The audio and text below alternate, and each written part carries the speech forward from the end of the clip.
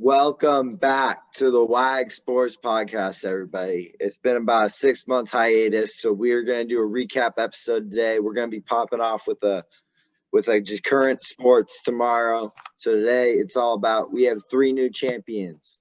We have the Tampa Bay Lightning, what happened in the NHL playoffs, the Bucks won the finals, and the Atlanta Braves won the World Series. We're going to be recapping all that as well as the NFL offseason. And today we're a bit slim. We only got Eli and Emmett, but we're gonna work with what we have here. So I'm gonna start it off. NFL season so far. Our team being the Seahawks, a little bit disappointing. But, very disappointing. The Seahawks last place in the division right now, sitting at 4-8. We're gonna talk more about that tomorrow, but a great week 1 game that we had, and it just kind of all fell apart from there. Russell Wilson hurt his finger, and that was pretty much the end of it. So, Russell hurt himself. That's not good. Yeah. But the NFL offseason, we recap most of the free agency. I can't think of any more big signings that there were.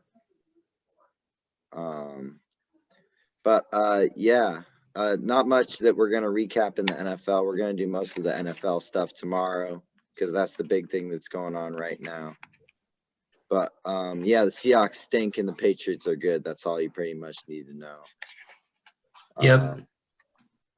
And then moving on to college football. We just finished up our season for college football. Bowls starting soon. Sadly, the Huskies won't be there. What do we think happened with the Huskies this year? Bad coaching. Yeah. Bad quarterback. Offense not doing it. Obviously, we fired Jimmy Lake and our offensive coordinator. Good. And Dylan Morris just wasn't it. Yeah. Neither is Sam Hubert. Yeah. Huskies lost their first Apple Cup in 7 years. So that one hurt a little bit. My grandpa was taunting the Huskies a little bit, but it is what it is. Our 4 teams in the college football playoff are Alabama at number 1, beating Georgia, Georgia at number 2, Michigan at number 3, and Georgia's at number 2, right? I'm not sure. I think Michigan might be 2. Michigan or Georgia at 2 and 3, and then Cincinnati at number 4. Well, let's give a quick shout out to Cincinnati. Let's give them applause. They deserve it. Great season from the Bearcats. Alabama. I thought they might have a chance at winning. They just know how to win. They know how to do it. So, not a surprise that they're sitting at number 1 at the end of the season. But the Huskies, man, what are they doing? Yeah, that was disappointing. I was hoping we'd have Finn here for this, but my Fighting Illini took down some big boys this year. Brett Bielema, first kind of full season as a head coach. He went into Happy Valley. He beat Penn State in 9 overtimes. It was a good win. It was a great Sadly, win. we can't talk to Finn about this resident Penn State fan. He's out at dinner right now with his family. He'll be on the pod hopefully tomorrow night. But yeah. And then they go into Minnesota and they beat him there. So I like the way the Illinois program's going with Brett Bielema. He's a big dude, may not be the healthiest person, but I guess he knows what he's doing. He makes up for it with his coaching. He got COVID. I got a little bit scared about that, but I think he's okay. So that's pretty good. And then moving on to the NBA playoff, just kind of recapping that. Let's see. So obviously the Bucks over Suns in 6 games. So obviously that happened. So yeah. Let's see. Where do I think Suns made it to the finals, Bucks made it to the finals. Let's actually give a quick shout out to Santi. He did a lot of great finals picks over the NBA finals and the World Series. He successfully predicted the NBA finals, which is not easy to do, especially when he picked the underdog to do it. Mad respect. Yeah. But he picked the Bucks to win the finals, so we'll have him on here hopefully tomorrow. He's wrestling right now. He'll go. Let's have him go win state. But yeah, baby. Yeah, and so he picked the Bucks over the Suns, and Luka just hit like a half court shot. And then so yeah, I mean. I don't know what to say. I mean, Sixers kind of fell apart at the end. Suns, I mean, I don't really know what happened. I guess they just weren't the better team is what it comes down to. The Nets choked.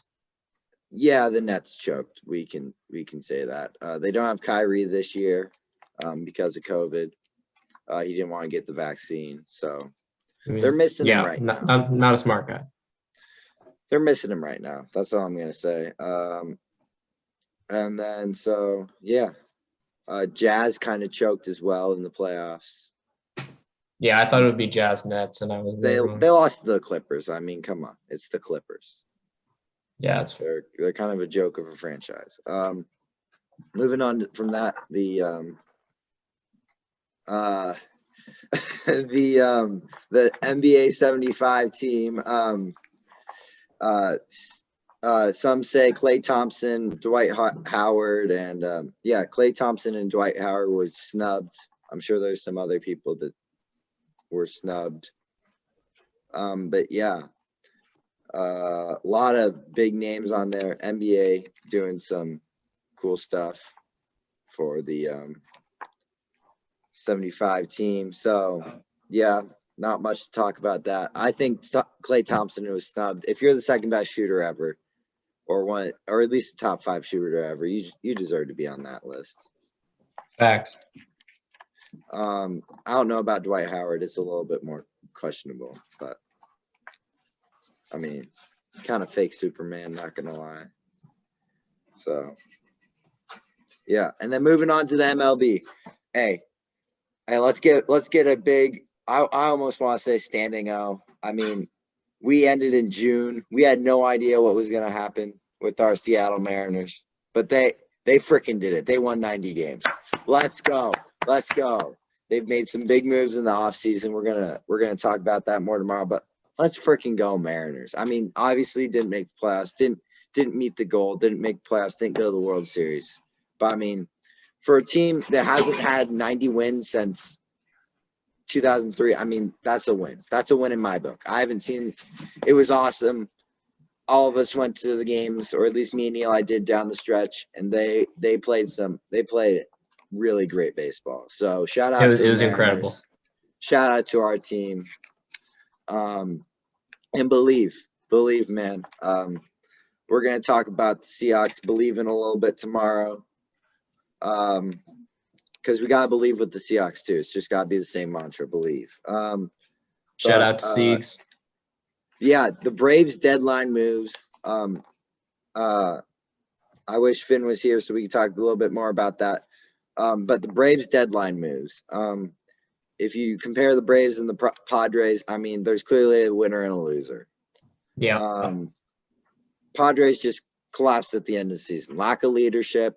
Tatis got too hurt. I mean, honestly, I think if you just – I don't know what to do with Tatis. You signed him to a 13-year deal, but he can't stay healthy. They're frauds.